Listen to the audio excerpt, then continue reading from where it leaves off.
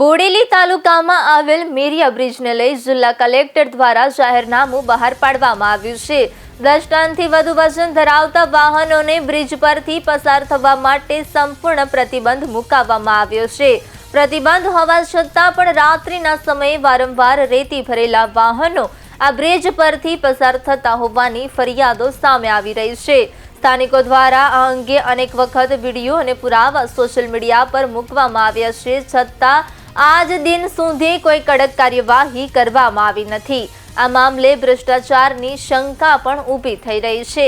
સ્થાનિકોમાં ચર્ચા છે કે કેટલાક લોકો દ્વારા ₹100 થી 200 સુધીની રકમ લઈને આ ભારે વાહનોને બ્રિજ પરથી પસાર થવા દેવામાં આવે છે। મેરિયા બ્રિજ પર સતત વધતા ભારે લોડને કારણે કોઈ પણ સમયે મોટો અકસ્માત સર્જાઈ શકે છે, જેને કારણે આસપાસના ગામોના લોકોને જીવનો જોખમ છે।